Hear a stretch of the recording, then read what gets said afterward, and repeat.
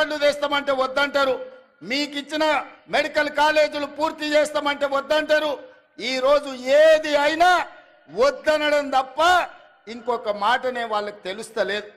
నేను అడుగుతున్నా, ఏది వద్దన్నప్పుడు, భూసేకరణ చేయొద్దన్నప్పుడు, పెట్టుబడులు రావద్దన్నప్పుడు, కాలేజీలు తెరవద్దన్నప్పుడు, ఉద్యోగాలు ఇవ్వద్దన్నప్పుడు, గ్రూప్ 4 పరీక్షలు పెట్టొద్దన్నప్పుడు, గ్రూప్ 1 పరీక్షలు పెట్టొద్దన్నప్పుడు, డిఎస్సి నోటిఫికేషన్ రద్దు చేయమంటే ఏ విధంగా తెలంగాణ రాష్ట్రం ముందుకు వెళ్తుందో తెలంగాణ సమాజం ఆలోచన చేయాలి. ఇయ్యాల పరీక్షలు పెట్టొద్దు, పిల్లలకు ఉద్యోగాలు ఇవ్వద్దు అంటే ఇది తెలంగాణకి క్షేమమా? ఇది తెలంగాణకు మంచిదా? ఒక్కసారి ఆలోచన చేయండి. ఆనాడు తెలంగాణ ఉద్యమం జరిగిందే ఉద్యోగాల కోసం, ఉపాధి కోసం, ఉజ్వల భవిష్యత్తు కోసం.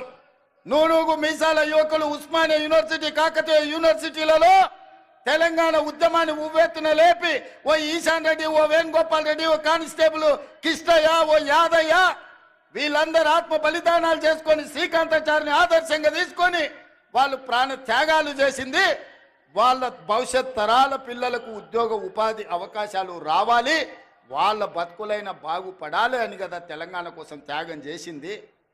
లేకపోతే 1200 మంది ఆత్మ బలిదానాలు చేసుకున్నది మీ కుటుంబంలో 4 ముఖ్యమంత్రులని, 2 మంత్రులను, లేకపోతే రాజ్యసభ సభ్యులను, ఎమ్మెల్సీలను చేయడానికి పిల్లలందరూ ప్రాణత్యాగం చేసిండ్రా? మీ 4 కోసం మీ పిల్లలు త్యాగం చేసిరా? 4 కోట్ల తెలంగాణ ప్రజల కోసం ప్రాణ త్యాగం చేసిండ్రా? నువ్వు ఒక్కసారి ఆత్మ పరిశీలన చేసుకోండి చంద్రశేఖరరావు గారు. ఇవాళ మేము భావిస్తున్నాం 1200 మంది తెలంగాణ బిడ్డల ఆత్మ బలిదానాల పునాదుల మీద ఏర్పడి తెలంగాణ రాష్ట్రం, ఈ తెలంగాణలో ఉండే నిరుద్యోగ రాక్షసిని ఈ రోజు బంధించాలి, నిరుద్యోగ యువకులకు ఉద్యోగాలు ఇచ్చి ప్రయోజకులను చెయ్యాలన్న ఆలోచన ఇవాళ కాంగ్రెస్ పార్టీ చేసింది. 15,000 కానిస్టేబుల్ల ఉద్యోగాలు ఇస్తే నల్గొండలో వేలాది ఉద్యోగాలు వచ్చినాయి. ఇవాళ నేను గర్వంగా తెలంగాణ రాష్ట్ర గడ్డ మీద నుంచి చెప్పదలుచుకున్నా, మొదటి సంవత్సరం ఈ దేశానికి స్వతంత్రం వచ్చినప్పటి నుంచి ఈనాటి వరకు 75 సంవత్సరాలలో ఈ దేశంలో ఏ రాష్ట్రంలో ఏ ముఖ్యమంత్రి, ఏ ప్రభుత్వం మొదటి సంవత్సరంలో 55,143 ఉద్యోగాలు ఇచ్చిన రాష్ట్ర ప్రభుత్వమే లేదు. తెలంగాణలో మా ప్రభుత్వం ఇచ్చింది. లెక్కగట్టి మరీ చెప్తా అసెంబ్లీలో చంద్రశేఖరరావు గారు, శాఖల వారీగా అది వ్యవసాయ శాఖనా, అది లేకపోతే ఆర్ఎండ్బి శాఖనా, లేకపోతే పంచాయతీరాజ్ శాఖనా, సాగునీటి పారుదల శాఖనా, మున్సిపల్ శాఖనా, లేకపోతే ఏ శాఖలో, పోలీస్ శాఖలనా, మెడికల్ అండ్ హెల్త్ డిపార్ట్మెంటా, శాఖల వారీగా ఇచ్చిన ఉద్యోగాలు ప్రతి ఉద్యోగి పేరు 55,143 ఉద్యోగాలు మేము తెలంగాణలో ఇచ్చిన మొదటి సంవత్సరంలో. నేను గర్వంగా ఈ గడ్డ మీద నుంచి నేను చెప్పదలుచుకున్నా, ఇన్ని ఉద్యోగాలు ఈ దేశంలో ఎవరైనా ఇచ్చిండ్రా? ఇవాళ అక్కడ నడ్డా వచ్చిండంటే ఎక్కడి నుంచో, అయ్యా నడ్డా గారు మీరు మా అడ్డ మీదకి వచ్చారు, అడ్డగోలుగా మీరు మాట్లాడకండి.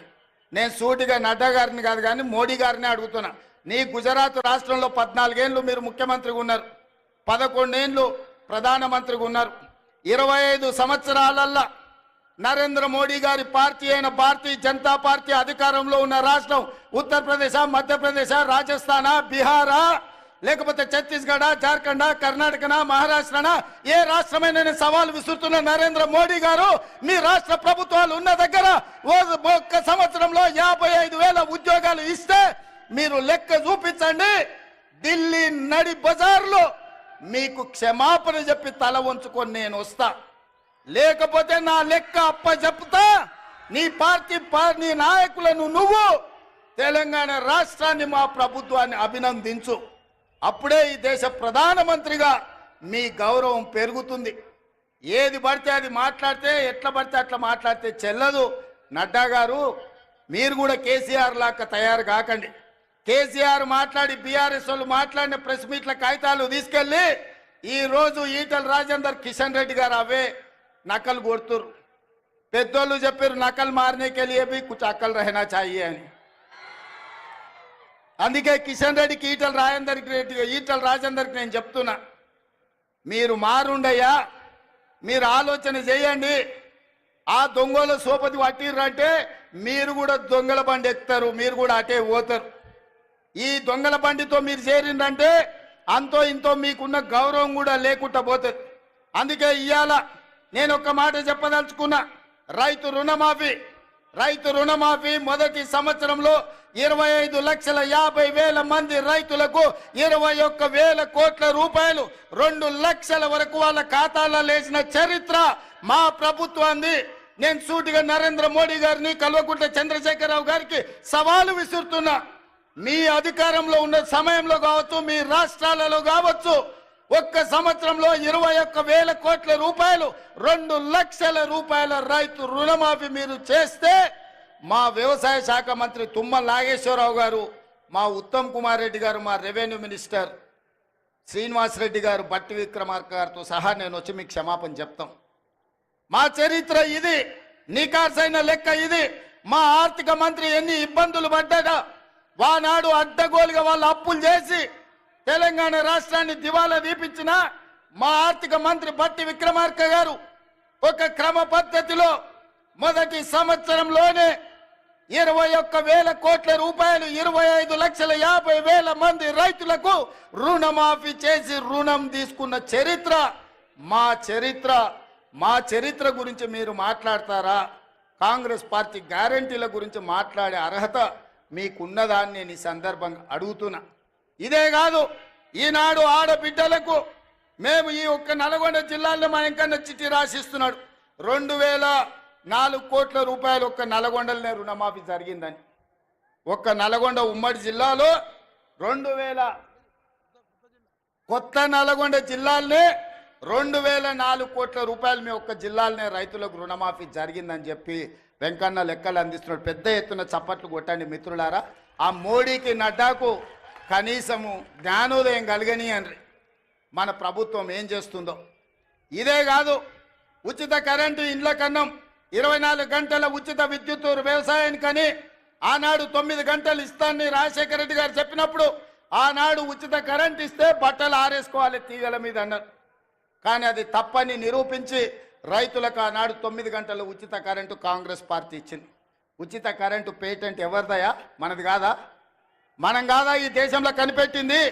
మన కాంగ్రెస్ ప్రభుత్వం కాదా? ఇందిరమ్మ రాజ్యము ఈ దేశంలోనే మొదటిసారి రైతులకు ఉచితంగా కరెంట్ ఇవ్వాలి, వాళ్ళని ఆదుకోవాలి, కరెంటు బిల్లులను మాఫీ చేయాలని మొదటి సంతకంతో వైఎస్ రాజశేఖర రెడ్డి గారు ఎల్బీ స్టేడియంలో 1,200 కోట్ల రూపాయలతో పాటు రైతుల మీద ఉన్న వేలాది విద్యుత్ చౌర్యం కేసులను ఒక్క కలంపోటుతోనే ఎత్తేసింది డాక్టర్ వైఎస్ రాజశేఖర రెడ్డి గారు కాదా?